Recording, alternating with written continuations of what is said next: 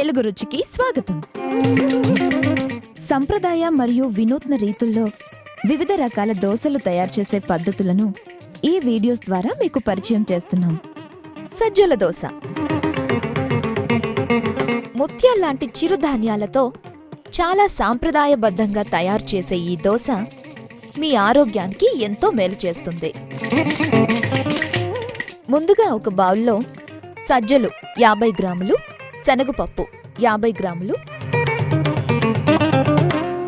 బియ్యం 50 గ్రాములు, మినప్పప్పు 50 గ్రాములు మరియు కొద్దిగా నీళ్లు పోసి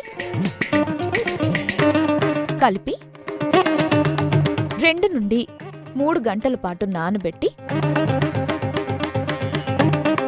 ఒక మిక్సీ బౌల్లో వేసి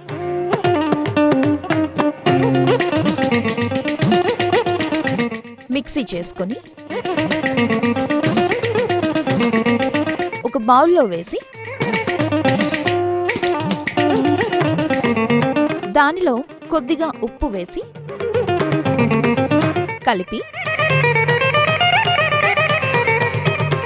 పక్కకు పెట్టుకోవాలి. ఒక వేడి పెనంపై నీళ్లు చల్లి తుడుచుకొని సజ్జల పిండితో దోస వేసుకొని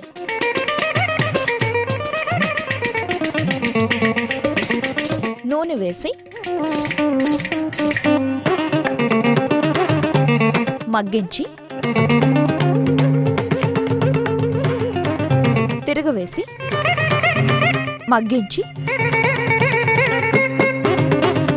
ఫోల్డ్ చేసి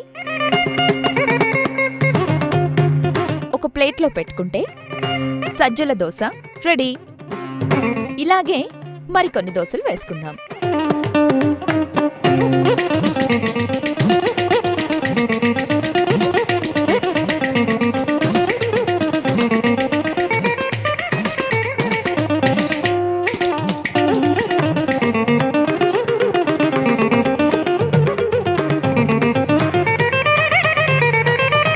గ్లైసెమిక్ ఇండెక్స్ తక్కువగా కలిగిన ఈ దోస డయాబెటిక్ పేషెంట్లకు బాగా ఉపయోగపడుతుంది. వీటిని ఇడ్లీ పొడి, చట్నీ, సాంబార్లతో తింటే చాలా బాగుంటాయి. రుచికరమైన మరియు ఆరోగ్యకరమైన ఈ దోసను మీరు ప్రయత్నించండి. మా ఈ వంటలు కనుక మీకు నచ్చితే లైక్ కొట్టండి, షేర్ చేయండి and please subscribe to Telugu రుచి.